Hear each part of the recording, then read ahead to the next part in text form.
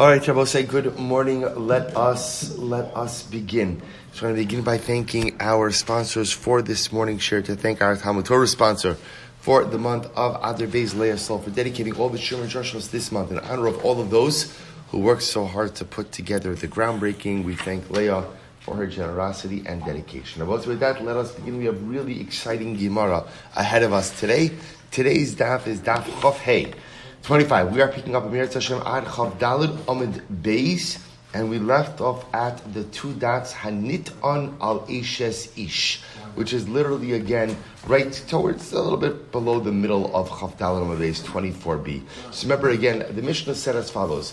The Mishnah was talking about the idea that if a person, there were rumors that a person had engaged in adultery, and again the lashon of the Mishnah was that halacha l'maisa Beis Din caused the couple to get divorced, so the woman may not go ahead and marry the man about whom she was rumored to have had adultery with. And ultimately, again, the Mishnah says if they violated and married anyway, the halacha is that they have to get divorced. Says the Gemara, Amar Rav ube'edim. Rav said this is only talking about a case where there are witnesses to the adultery. There are witnesses to the adultery. So witnesses to the adultery, Beis Din therefore forces the husband, because when a woman commits adultery, she is asura. She is prohibited to her husband and to the man with whom she committed adultery. So if there are witnesses, Beis Din says you have to get divorced. And again, under those circumstances, that would be when halacha l'maisa, if the couple, in other words, the couple being the adulterer and the woman, were to get married, Beis Din would say you have to get divorced. Suppose this is incredible. Amar Rav Sheshes, Amina, I think, Kinayim b'shachir Rav Amar lahashmaisa. I think that when Rav was half asleep, he said this ruling. Now I will say, now again, so this is actually quite interesting. So Rav Sheshes seems to feel that Rav is incorrect. Again, we'll come back. There's a beautiful Divrei Chaim, the sons of Rav, who explains this statement a little bit different, but let's just take it at its face value. Where Rav Sheshes is essentially saying, Rav, you're totally wrong. You're totally wrong. Now I will say, the obvious kasha is if Rav could say that, Rav Sheshes could say that Rav is totally wrong, he doesn't really have to say it in a what appears to be a quasi-disparaging way. We'll come back to that in just a little bit. In any event, Rav Sheshes says that doesn't make any sense. Why? Disanyo, hanitan al ishes ish v'hotziu al yodo v'niskar shemitachas yidei achar. So let's listen to this case. Right? So you have a situation where, let's say, again, you have Reuven and Shimon. And there is nitan rabosai. That word means that there was a rumor. Nitan means there was a rumor. So Reuven and Shimon, right? Reuven is married to Rachel. Shimon's married to Leah. There is a rumor that Reuven had an affair with Leah. So what's the halacha? Votziuha, and therefore they took Leah out from Shimon. In other words, they caused Shimon to divorce his wife. V'nisgarsha mitachas de'acher. Then Leah goes to marry someone else. Leah marries Zvulun. It doesn't work out with Zvulun, and what happens? She decides to marry Reuven, the man with whom she was rumored to have had adultery. Simkines lo yotzi. Ultimately, again, if Reuven ends up marrying her, Reuven need not divorce her. So Moses says, okay, hechidami, what's the case? If there are witnesses that Reuven committed adultery with Leah, ki asa achar va'afsa kala kala my havi. I don't understand, just because Leah, after getting divorced from Shimon, went and married Zvulun, and then subsequently gets divorced from Zvulun, why would she then be permitted to go ahead and marry Reuven? If there are witnesses that she committed adultery with Reuven, that's unequivocally asur. Rather, it must be that what? There were no witnesses. The time of the asur, so what are we talking about over here? And this is actually quite fascinating. We're talking about divorcing because of a rumor. Now again, we'll discuss exactly what type of rumor we're talking about. But Lamaisa, we're talking about a situation where halacha Lamaisa, there were no witnesses to the adultery. But nevertheless, again, Shimon divorced his wife Leah. Leah subsequently marries an unrelated man. In other words, Zvulun. And then that marriage doesn't work out. And ultimately, again, the asa achar va'afseke lakala. So ultimately, again, what happened? What happened there? What happened there is, since she married someone else in the interim, that additional marriage essentially what? Ended the rumor. Therefore, again, the Gemara says, therefore, because that person in the middle, that Zvulun, that additional marriage, ended the rumor about her infidelity with Ruvain. Therefore, technically speaking, were she to go ahead and now get divorced from Zvulun and marry Ruvain, she would not have to go ahead and leave that marriage. Halav hachi mafkinon. Were it not for the intervening marriage, ultimately, again, we would extract her from her husband, even without what? Even without witnesses. So I'll say, remember again, let's take a step back here. The Mishnah told me that if there is a rumor that Reuven committed adultery with Leah, who is Shimon's wife, what's the halacha? If Shimon divorces his wife, Lashon of the Mishnah actually is, if we force Shimon to divorce his wife, Leah may not marry Reuven. Makes sense. Because marrying Reuven ultimately, again, seems to be a confirmation of the rumor. Not only that, but the Mishnah said that halacha l'maisa, even if Reuven went ahead and married Leah after she was divorced from Shimon, what's the halacha? We make them get divorced, right? We say, Reuven, you can't stay married to this woman. Rav came along and said, what are we talking about? With witnesses. The case of the Mishnah has to be a case where it's not merely a rumor, but there are witnesses. Rav Sheshes comes along and says, that's ridiculous. You must have been half asleep when you said that, because Lamais again, and he brings the raya from over here, that you see from here that what? That even without witnesses, but even just on the basis of a rumor, ultimately again, we would force Shimon to divorce Leah because of the rumored infidelity, and Leah would be precluded from going ahead and marrying Reuven. Perhaps the only way she can marry Reuven is how? Is if she married, after getting divorced from Shimon, she married someone else. That secondary unrelated marriage kind of brings an end to the rumor. Then if she gets divorced from Zvulun, then she can marry Reuven. Okay. Amar l'cha Rav. Rav says, no. Rav says, even if there wasn't another intervening marriage to bring an end to the rumor,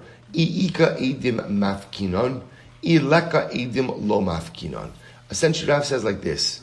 The only time, Yevamos said, the theme of the Mishnah is, what's the theme of the Mishnah?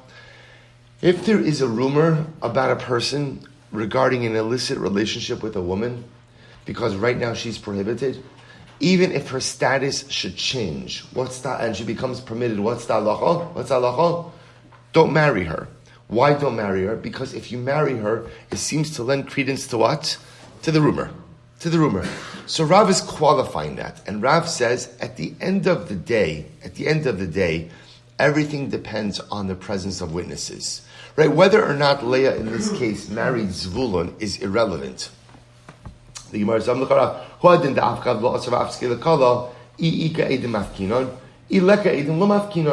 we'll say Rav's model is very simple.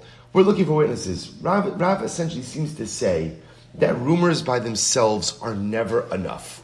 A rumor by itself is not enough to compel a husband to divorce a wife, and a rumor by itself is not enough to go ahead and preclude Reuven from ever marrying Leah.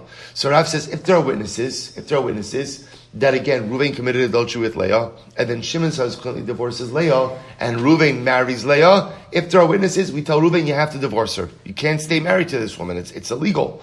But if there are no witnesses, then halacha l'maisa, although Reuven should not marry Leah, if he did so, we would not force them to get divorced. V'achi kamar, ta'af agav da'asa achar v'afsaka l'kala, l'chatchila lo yichnos. And the Gemara is teaching us over, it says, Rav, from that brisa is, even in a case where there are no witnesses, if, let's say again, after getting divorced from Shimon, Leah marries Zvulun, and the marriage with Zvulun doesn't work, even in the absence of witnesses, Leah should not marry Reuven.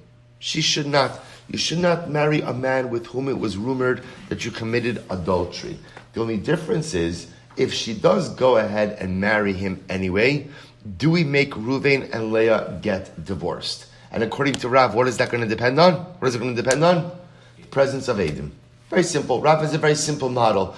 If there are Eidim produce reality, Eidim produce truth, and that's it. In the absence of Eidim, a rumor would say, don't get married.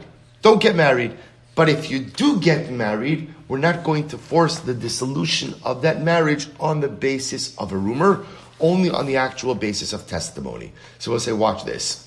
When is this so? Kishein labanim. So we'll say, when is what so? that ultimately Rashi says, we'll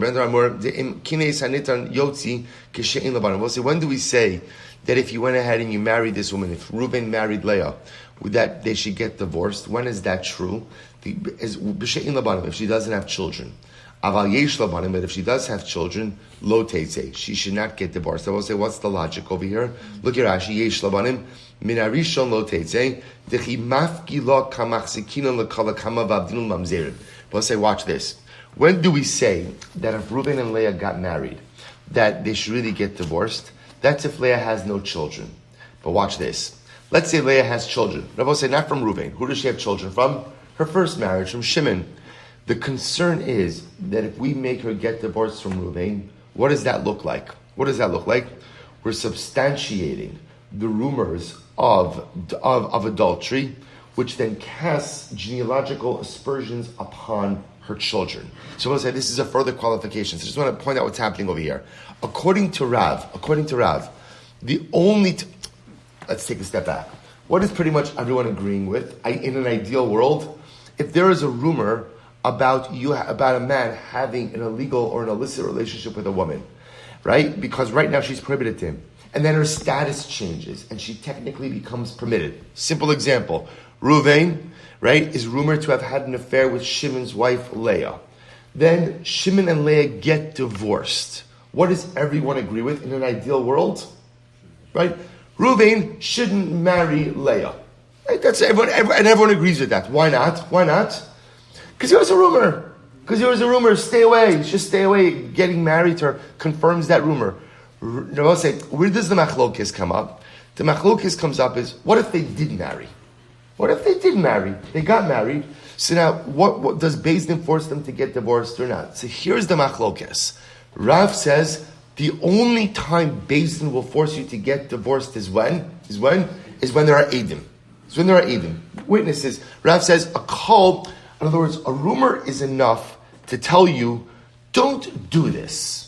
Right? In other words, there's a rumor about you and this woman, don't get married to her, even though now technically she's available to you. Right? Don't do that. But the rumor is not strong enough to force the dissolution of a marriage. Only if there are witnesses is that enough to say, hey, this is illegal, because when there are witnesses, remember, there are witnesses to the adultery, then Leah is not permitted to Reuben. That's when Beis Din will say you must divorce her. The Gemara now is coming along and saying, by the way, even when we force a divorce, when do we force a divorce? Only when there's no children. But if there are children, the concern is if we force the divorce between Reuven and Leah, what does that look like? That looks like we're absolutely solidifying. This is even going in accordance with the opinion who says that we would force him to divorce based on a rumor. Even if you would force divorce based on a rumor, that's only if she doesn't have children. But if she has children, causing them to divorce, again, will cast a shadow on the genealogy of the children. However, again, I will say, watch this. If there are witnesses that come along that say, we know adultery happened, so we'll say, this is incredible. Remember, once witnesses show up and say adultery happened, we'll say, what happens? What happens at that point? We're done. In other words, once there's adultery, then this becomes a black and white halachic matter, which is, if a woman commits adultery, she is asur, she is prohibited to her husband and to the man with whom she committed adultery. Right? So once that happens, game over. So if witnesses come and say they committed adultery, obviously Reuven can't marry Leah. But even if Reuven did marry Leah and there are witnesses, what do? We force the dissolution of that marriage. Whether Leah has children or doesn't have children, that does not matter. It is an illegal marriage when we force the dissolution.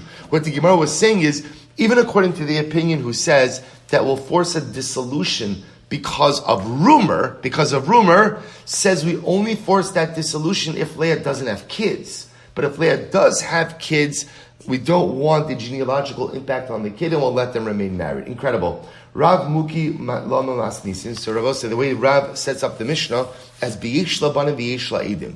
Rav said there must be a case where she has children, right? She has children, but there are also witnesses. So Rav said, what's the halacha? So remember again, same case. Reuven is rumored to have had an affair with Leah, Shimon's wife. Shimon divorces Leah. Reuven wants to marry Leah. We tell him, please don't do it. We're not coming to the chasana. Well, maybe we'll just eat a little bit of shmor, but we're not staying for the chuppah. That's for sure, right? So ultimately, again, don't marry her. Don't marry her. But Reuven marries her anyway. Rav says, now there are witnesses. And witnesses say, we know that Reuven committed adultery with Leah. So I will say, so what's the halacha? What does Rav say? What does the Mishnah say? The Mishnah says they have to divorce. They have to divorce. And even what? Even if Leah has kids. And unfortunately, the ramification of the kids will be what it'll be. Why does Rav have to set up the Mishnah that's talking about a case where she has children, she has children, and there are witnesses? The Gemara says, the reason why we force the dissolution of the marriage between Reuven and Leah, according to Rav, is because there are witnesses. V'ileka edim lo mafkinon. But ultimately, according to Rav, halacha l'maisa, if there weren't witnesses and Reuven married Leah, which we're very unhappy about, but we wouldn't force the dissolution of the marriage in the absence of witnesses. Lukma, Rav, why don't you just set it up easier? B'she'in labanim, afagav deleka edim. Why not set it up as a case where she doesn't have children and there are no witnesses? So we'll say, now watch this. Amar Rava, because Rava says, Masnisin kashise. According to Rav, the Mishnah is difficult. My area, the Tani hotziuha, lisne hotzia. Wow. But we'll say, watch this. Rav picked up on a nuance in the Mishnah. The Mishnah says, we'll say, if you look at, well, you don't have to look, I'll read it to you. The Mishnah says, Hanitan al eshes ish. There is a rumor that Reuven has committed adultery with Leah, Shimon's wife. And what is the lashon of the Mishnah? Hotziuha mitachas yado. But say, what does hotziuha mean? How do you translate that word? They removed her from her husband. They removed Rachel from Shimon. We'll say, who's they? Beis Din. Wow. So, right, why didn't the Mishnah just say hotziuha? Right? Or I say hotzia. Hotzia would mean that Shimon divorced his wife. What do you mean hotziuha? Ela kol hotziuha bebeis din. Wow. The case the Mishnah Rav says is the case where there's a rumor that Reuven committed adultery with Leah, with Leah, Shimon's wife. Hotziuha. Beis Din stepped in and forced Shimon to divorce his wife Leah. Now, why would Beis Din force someone to divorce their wife? Rav says, Be'edim hu demafki. Ultimately, again, the only time Beis Din forces someone to go ahead and divorce their wife is when there are witnesses to the adultery. So therefore, I will say, Rav understands that halacha l'maisa, the case of the Mishnah is with Eidim. Oh, now this all comes together. So the case of the Mishnah, I will say, is that there are witnesses that Reuven committed adultery with Shimon's wife Leah. Shimon divorces Leah. We tell Reuven, you can't marry her. Reuven marries her anyway. What's the halacha? He must divorce her. So the Gemara says, the other possibility is, sorry, I just lost the place. So I'll say, let's switch gears. Okay, so I'll say, this is very, very exciting. So here's what we have. We so far have Rav, right? And Rav is of the opinion, right, that halacha l'maisa, although a rumor will prevent the rumored individuals from getting married l'chatchila, the only time we're going to force a dissolution of a marriage is when there are edim, when there are witnesses. Right? Halacha l'maisa, if there are witnesses, and Reuven still ended up marrying Leah, who's the woman with whom he was rumored to have committed adultery, we'll force them to get divorced. Even if Leah has children, we'll still force them to get divorced. They will say, now, and I want to point out, that stands in contradistinction to the Shita of Rav Sheshas. Rav Sheshas seems to hold that even the presence of a rumor could force, first of all, Shimon to divorce Leah, and again, if Reuven subsequently marries her, could force Reuven to dissolve the marriage. Now, the Gemara says, or there's another possibility. Maybe the Mishnah reflects the view of Rebbe. Get ready for this. Rebbe, Hidisanya, we'll say this is incredible. Rebbe, we'll say now, is going to go through a whole bunch of circumstantial cases where we don't have witnesses that say that adultery occurred, but we have what Rebbe seems to feel is convincing circumstantial evidence. Let's go through a couple of cases. The Sanya. Rochel Yotze. We'll say Rochel is a traveling spiceman, right? A person who sells spices. It was very common for these men to interact with women. Because ultimately, again, it was the women who were buying the spices. So here's the case. Rochel Yotze. So let's say again, the spice salesman is walking out. The Isha Chogeres Bisinar. And ultimately, again, a man walks into his home and he finds that his wife is putting on her undergarments. So the spiceman is walking out and the wife is getting dressed afterwards. So the Gemara says, Amarebi, Hoil Umuchura Hadavar, Teitse. Ultimately, since the Muchura Bosa means this is something disgusting. Right? Since this is something disgusting, ultimately, again, he has to divorce his wife. Well, say, take a look at Rashi. Rashi says over here, actually, we don't have to go into Rashi now. So Gemara says, Amarebi, so fine. So listen to this. Rok lemala min hakila. We'll say, let's say he finds saliva on the canopy. On the canopy. So ultimately, again, Rebbe says, Hol mechura hadavar teitze. And I will say, what is saliva on the canopy? So the concern was that perhaps, again, his wife was having relations with someone else. And ultimately, we'll say, it must be that the canopy bed that they had, the canopy was much lower, not a high canopy. So again, perhaps, again, she was having relations and she was on the bottom and someone else was on top. And during relations, there was saliva. Ultimately, again, that's a circumstantial evidence that ultimately, again, she committed adultery. Teitze, top of Chav Hey, Mina alim hafuchim tachas hamita. There are shoes upside down under the bed. What is that? Rashi says, Pihem lamata, vadai shal nachrihem bahavchu kedish lo yakera. So we'll say, I think the way this works is as follows. You're going to see from the Gemara, based on the Gemara, they have dirt floors. They have dirt floors. So the idea was that they're wearing sandals, I guess. So if you would go ahead and turn the sandals over, it's a bit more camouflaged into the floor. That seems to be what's happening over here. So mina alim hafuchim. If ultimately, again, there are overturned shoes under the bed, Amarebi, hoil mechura hadavar teitze. Since this is something disgusting, ultimately, again, this is enough circumstantial evidence, and a man should get divorced. So the Gemara says, mina alim hafuchim. If you find shoes, lechse demaninhu. We'll say this is kind of like just do a little reverse Cinderella over here, right? Go ahead, find the guy whose foot fits in the shoe, right? And you can find it. You don't have to rely on circumstantial evidence. Find out whose shoe it is, right? When you find the guy who's walking around without shoes or with one shoe, that's a good indication. So the Gemara says, no. Ela makom mina alim hafuchim tachas hamita. So we'll say, so Rashi has two girsaos of this. That either, again, the place where you would normally go ahead and put your shoes, the husband would put his shoes, that area is disturbed, and therefore it means someone else's shoes were there, or the wife's shoes are in the place where the husband's shoes are. The idea is something's out of the norm, that seems to give rise, ultimately, again, to an act of adultery having occurred. Rebbe, hol mechura davar.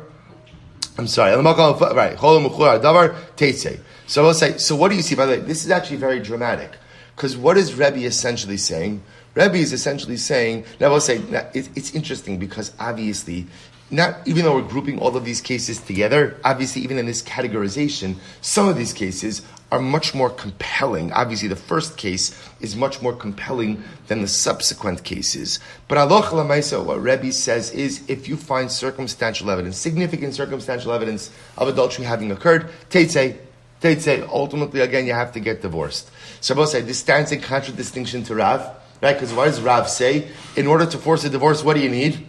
Witnesses. You need Eidim. Rebbe clearly indicates that you don't need Eidim. All you need, ultimately again, is a strong circumstantial evidence. So I'll say, watch this. This is wild. V'hilchasa kavase de Rav, v'hilchasa kavase de Rebbe. What? So the Gemara says, by the way, the halacha follows Rav, and the halacha follows Rebbe. What? Kashe hilchasa hilchasa. That doesn't make any sense. Rav and Rebbe say opposite things. Rav says you need witnesses. Rebbe says you just need circumstantial evidence. So what's happening over here? Lo kasha this is incredible. Ha bekala de pasik, ha bekala de lo pasik. Watch this, I will say. We're talking about two different types of rumors. One is talking about. So we'll say, I want to point out, by the way, Rebbe is saying something very interesting. When the Gemara understands that Hilchasa Rebbe, if you look at Rashi Hilchasa Kavase Rav, Damar Ein Machzikin Kala Ela Be'edim. Rav says we listen to witnesses, but when do we listen to witnesses? We listen to rumors, but when do we listen to rumors? When they are confirmed by witnesses. I will say, at first glance, that doesn't seem to make sense. Because if you have witnesses, then you're not relying on what? On rumors. So we'll see what that means. But the Gemara, here's the Gemara struggling with. Rav will agree that we accept rumors when there are witnesses. Rebbe seems to indicate that we halacha l'maisa accept rumors. See, I will say, if you think about it, circumstantial evidence is kind of like a rumor. Did you see something happen?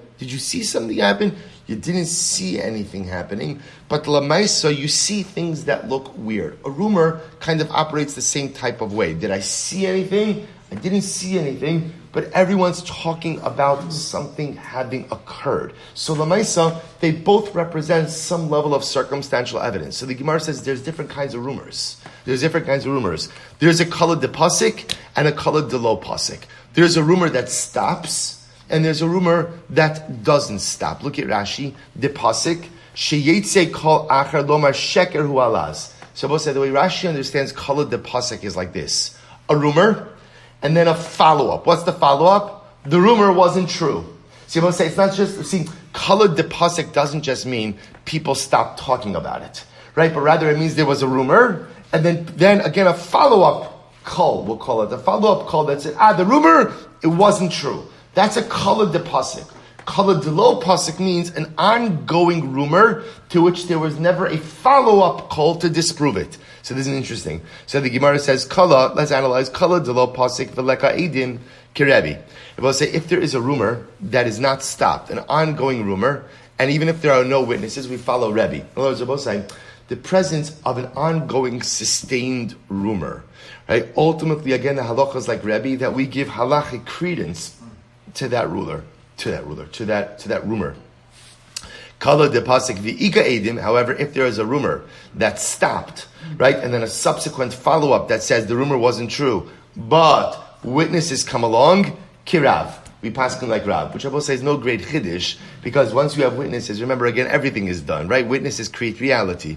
The Gemara says, "V'kala de lo pasik ad kama." By the way, how long does a rumor have to be sustained in order for it to have legs? Right? In other words, how long does a rumor have to be floated in order ultimately, again, for it to have some level of halachic credibility?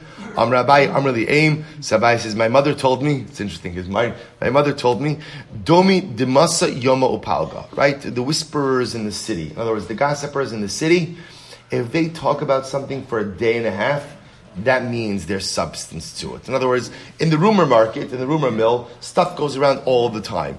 If it's not really good or really juicy or have no truth to it, it kind of comes and goes. If it sits, right, in the chats for a day and a half, right, if it sits in the gossip mongers in the city for a day and a half, then that generally indicates again that there is some level of substance to it. V'lo amran ela de lo pasik beni ubeni. Now I will say, but halacha l'maisa, it has to be that for a day and a half, it was non-stop conversation about it.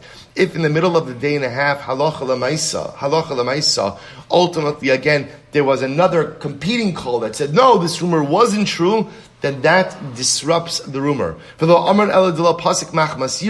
Furthermore again, when we say that the rumor didn't stop, if the rumor stopped because of fear. Let's say, for example, let's say again the rumor is about Reuven, that he had adultery, that he committed adultery with Leah. But Reuven is a powerful guy. So perhaps the rumor stopped because people are afraid of Reuven.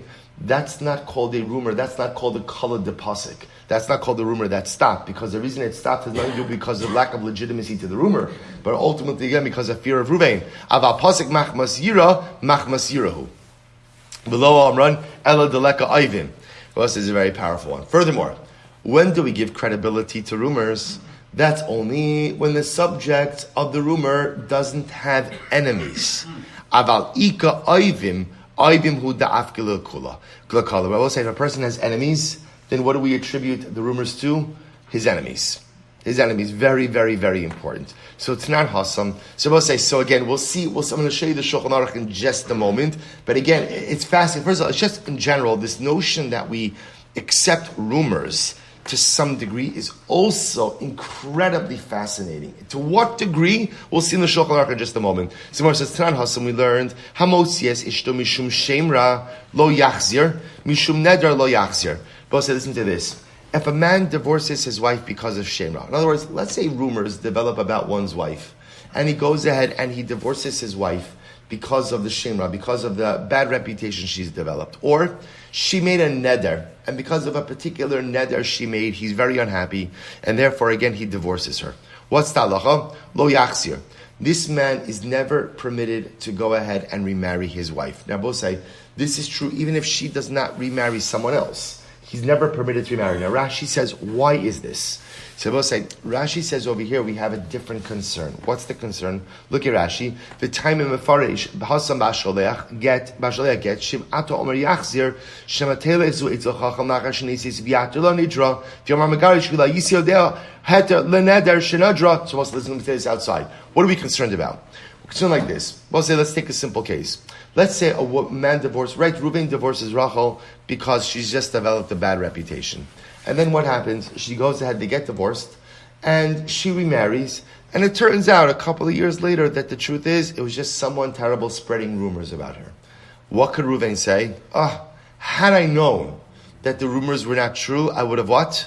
I would have never given her a get.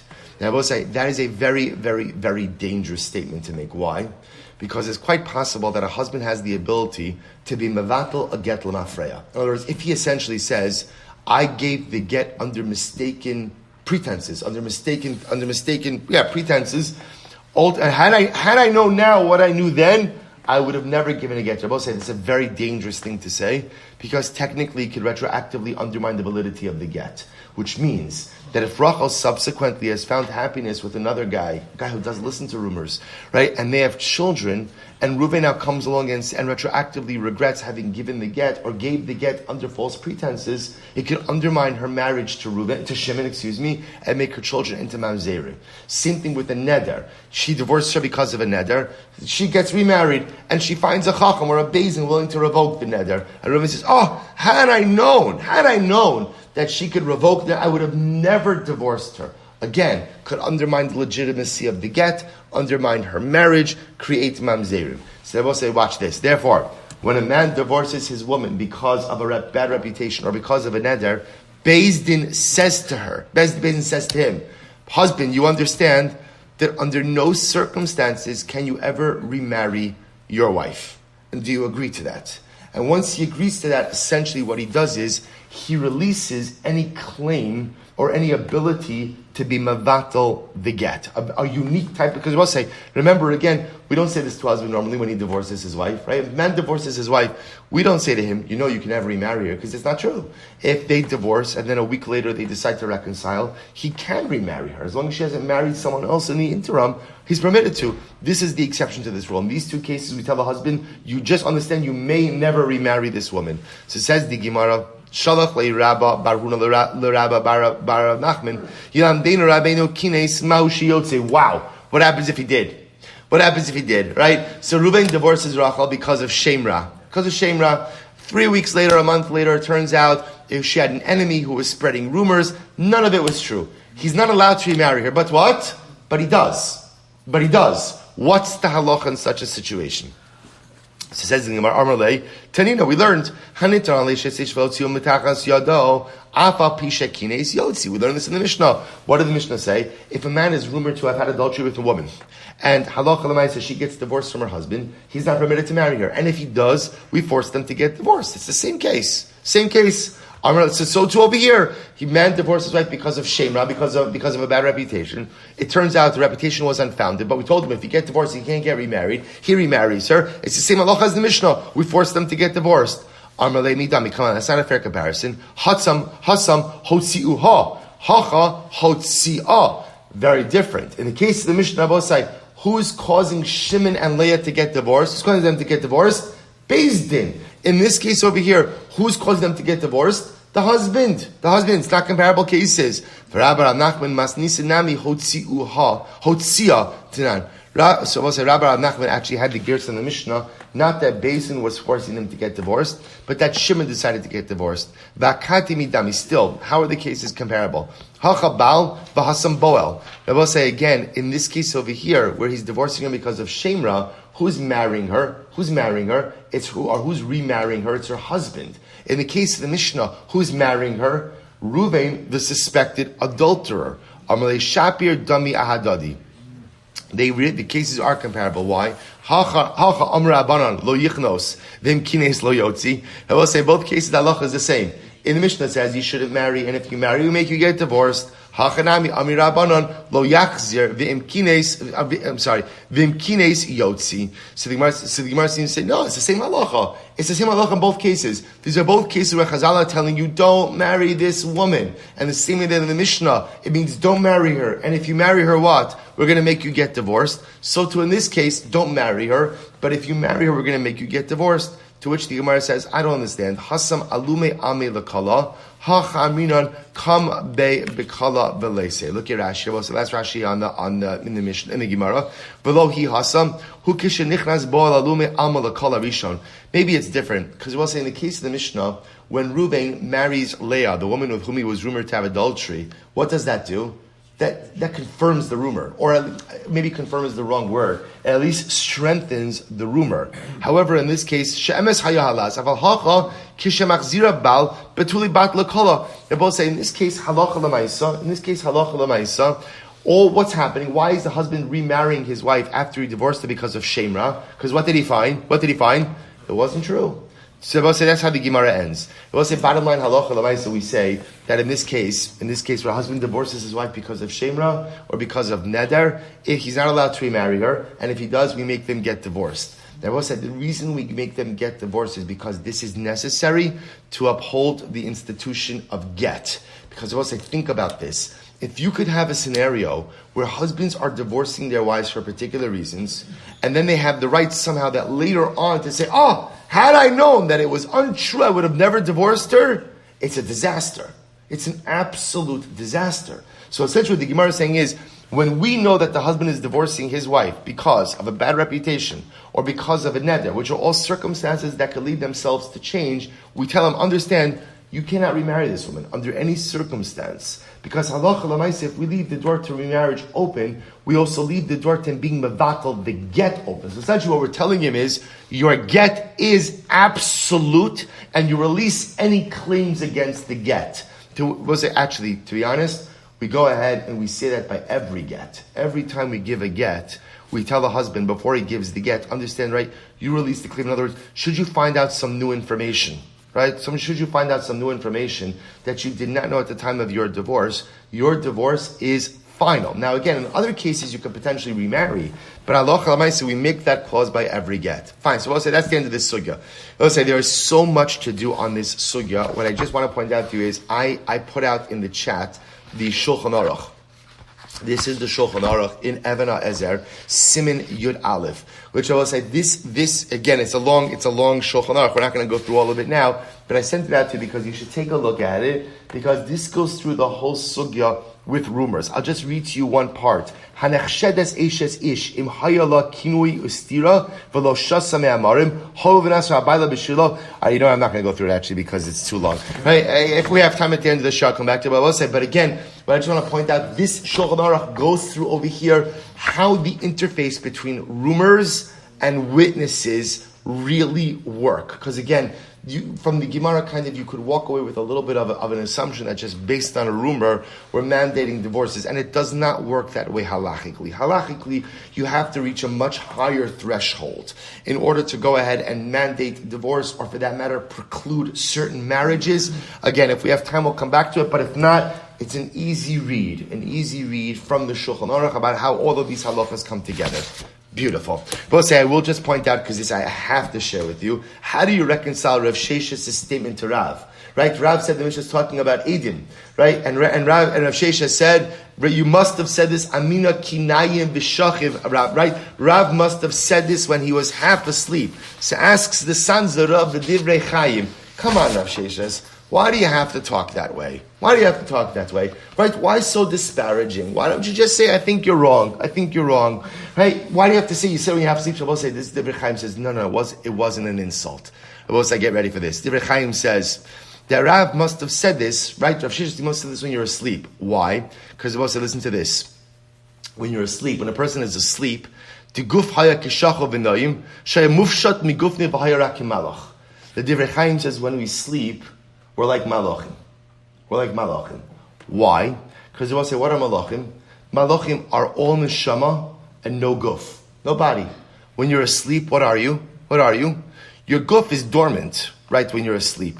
Right? So what am I when I sleep? My neshama is strong. Interesting, my neshama is strong. This is the dominant force when I sleep. And therefore, again, says the Sanzarav, when a person is asleep, it's like they're a malach. Al kain lo kivin ka'alacha. So ultimately, again, what Rav Sheshes was saying was, you must have been very tired when you were adjudicating this case. So your body was secondary, your neshama was primary. You'll say, well, isn't that the best time to go ahead and decide halacha? Says Sanzarav, no. Because halacha is not decided by malachim. Halacha is decided by anoshim. Halacha is only decided by people who live in this world, by people who have a guf, by people who are part of the material dynamic of Olam Hazeh. Halacha cannot be decided. That's why lo bashamayim hi. Halacha is not decided by a baskol. Halacha is not decided by malachim. Halacha is only decided by bnei adam. So Rav Sheshes says to Rav, I bet you were very tired, not an insult. I bet you were very tired when you decided this halacha, and that's why you probably didn't get the answer right. Because in that moment when you were more tired, your soul was dominant, your body was secondary, you were more like a malach than a man. And that's not the way things get done. See, Avosai, Kotzker says on the pasuk, "Va'anshe kodesh tihi yunli." Anshe kodesh, be holy people to me. The Kotzker says, HaKadosh Baruch Hu doesn't need any more malachim. He's got plenty of malachim, no more than what he knows what to do with. You know what HaKadosh Baruch Hu needs? Anshe kodesh. HaKadosh Baruch Hu needs holy humans. He needs holy people. He needs holy anoshim. He knows he needs people who know how to live in this world and still be holy. He needs people who know how to navigate sometimes the tumultuous waters of the material world and still be holy. Kadosh Baruch Hu, we often think that like our goal is to become malachim. God has more than enough malachim. He's just looking for a few good men. Right? He's looking for Anshe Kodesh. Anoshim who know how to be Kodesh. Because it is only if you are a man, it is only if you are a human being, it's only if you're embedded in the material framework in this world, and you go ahead and you learn the interface between your neshama and your guf, that's the pinnacle of human accomplishment. The goal is not to shed the material and focus on the spiritual. That's a malach. Hashem has his malachim. The goal is to live in this world, be a material being, but somehow find a way to allow my guf and my neshama to coexist. That's spiritual success, and that's the only time, says at least Rav Sheshes, when true halacha is decided. That's the Divrei Chaim. We'll say beautiful Mishnah. Hamevi get Medinas Hayam. We'll say a lot to do. Hamevi get Medinas Hayam. I tried. All right. It's not my fault. It's the technology. Right? It's the technology. Right, so if I only had 5 more minutes. Hamevi get Medinas Hayam. We're going to be fine. Hamevi get Medinas Hayam. Ultimately, I will say, so what happens? A person goes out and brings a get from overseas. And so we'll say, so for so many of us, this Mishnah brings back such wonderful, right, memories of high school. Who didn't learn this Mishnah, right? This is Gittin, this is part of high school curriculum. So I'll say, why it is, I have absolutely no idea why I learned Gittin in high school. Right? I'll say, you should learn Shalom Bayis in high school, that'd be even better. So the Gemara says as follows, Hamevi get Medinas Hayam. So we'll say, watch this. A person brings a get from overseas. And he says, and I will say, so again, a little bit of background to this. The halacha is as follows, which is that when you bring a get, the Gemara Maseches Gittin says that outside of Eretz Yisrael, they were not proficient in the laws of lishma, of writing a get, lishma, for the sake of a man, for the sake of the husband, for the sake of the wife. So therefore, again, when you bring a get from out of Eretz Yisrael, a witness has to testify and has to say, "B'fanei nechtav u'b'fanei nechtam."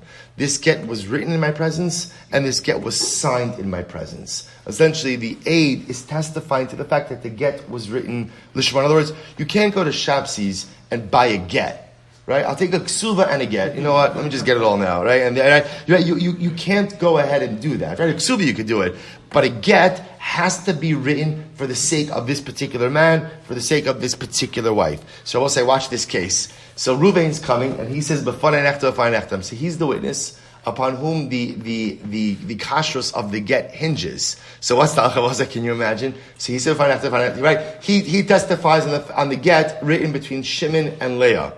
Lo yisa es ishto. The next day, when Reuven announces his engagement, well, not next day, 3 months later, when Reuven announces his engagement to Leah, we say no. No. In other words, I will say, if he is the witness upon whom the effectiveness of the get is hinged, right, he cannot marry the woman about who he is testifying.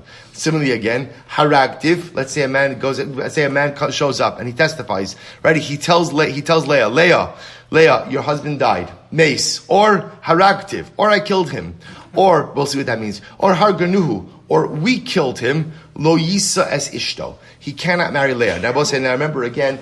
A woman is permitted to get remarried based on the testimony of one witness who says that her husband is dead. So I'll say, what the Mishnah is telling you is that's true, but who can she marry? The witness who said that her husband is dead. Right? That doesn't work. Which I was saying, all of these cases make sense. The theme of these Mishnayos ultimately is that when things look strange, we try to sidestep them. So over here again, if you're the aide who is certifying the get, or you're the witness who's saying that Leah's husband is dead, you cannot marry this woman. Well, Rabbi Yehuda says, well, it depends. If the witness shows up and says, I killed your husband, he can't marry the wife. But if he says, we killed him, he can't marry the wife. Okay, we'll see what that means in just a moment. It says the Gemara, right? The reason why, ultimately, again, we don't let Reuven, who's the aide on the get, marry Leah, who's getting divorced from Shimon, is because since the get is coming from overseas, ultimately, the efficiency or the conscience of the get depends on the testimony of the witness. But Lamaisa, it sounds like if Reuven brings a get within Eretz Yisrael, so he doesn't have to say b'fanai nechtav u'b'fanai nechtam. So the effectiveness or the conscience of the get does not depend on Reuven, but Reuven's the shaliach. He would be permitted to marry Leah. Baha meis. Delav alea kasamchinan damar isha daiko min saba v'katani lo yisas ishto. But 1 second. But in a case where halacha lamaisa, the man shows up, Reuven shows up, and he says, Leah, your husband Shimon died. We don't let Reuven marry Leah. Now, I'll say, here's what's amazing: when we let a woman remarry based on the testimony of one witness, is the license to remarry based on the one witness? And the answer really is no. Because Lamaisa, one witness is not proper testimony. So why do we allow women to testify, to remarry based on one witness? Because we assume that Allah Lamaisa, she's going to do her own due diligence. Right? She's going to do her own research into this and make sure that her husband is really dead before she remarries, because if she's wrong, she runs the risk of significant mamzerus issues. So the Gemara says, Has Samarai Isha Daika Minsaba, Vekatanelo says Ishto, Hasam Leka Ksaba, Hacha Ika Ksaba. Disnan Ma Ben Get Lamisa, Shek Samochev. To which the Gemara says the truth is they're very different cases. See, in the case of a get, Rabbi saying, we have a document, and the document stands even in the absence of the testimony of the witness. So when the witness is bringing the get from outside of Eretz Yisrael, and the effectiveness of the get is dependent on his b'fai nechtam, we won't let the witness marry the divorcee. But Lamaisa, if he's bringing a get in Eretz Yisrael, where halacha Lamaisa, again, you don't need a witness to certify it. He's just kind of the FedEx guy. He's just bringing it. Then he actually is permitted to marry the woman, because ultimately, again, he's not providing any component to allow for the effectiveness of the divorce. Mace, haraktiv, harnagua lo yise ishto. So we'll say, the Gemara says, again, guy shows up, Reuven shows up, and says, Leah, I killed your husband, we killed your husband, or I should say, your husband died, I killed him, we killed him.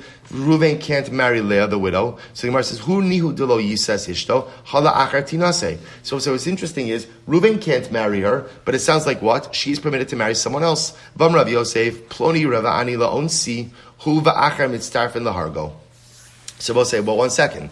We'll say another case. Let's say a man says, I was violated by another man, and he violated me against my will.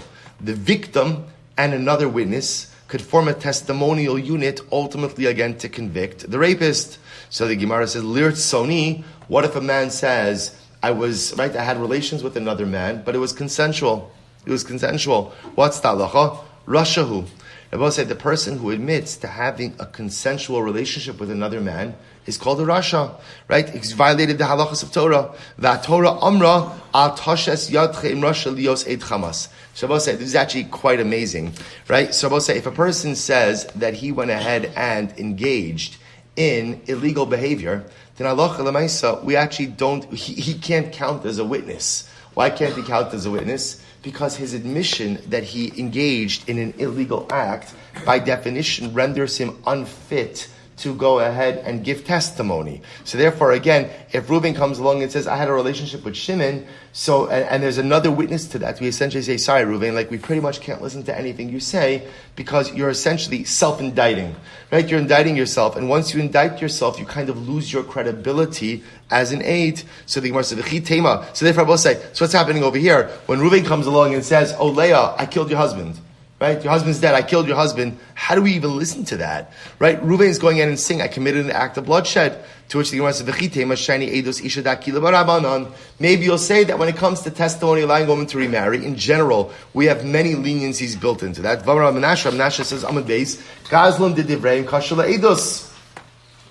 Le'edos Isha, that ultimately, you're going to say, if a person is a rabbinic thief, now, what is a rabbinic thief? It's not only someone who steals from Rabbanim. Right? I will say, but again, a rabbinic thief is a gambler. A gambler is a good example of someone who is a thief midrabanan. I will say the problem with gambling, the problem with engaging in any form of gambling, is that halacha lemaisa we call asmachta lo kanyo, which means that when people gamble, I will say people gamble for one reason, which is to win. And when you lose, although you'll give up your money, you give up your money unwillingly. Which means that the person who wins and takes the money from other people is effectively stealing from them. Now again, it's not biblical theft, but it's absolutely rabbinic theft. So the Gemara says, a gazlun de divrehem is kasher le'edos. So the Eidos Isha, so that kind of person is permitted to go ahead and give testimony, ultimately again, that a woman's husband has died.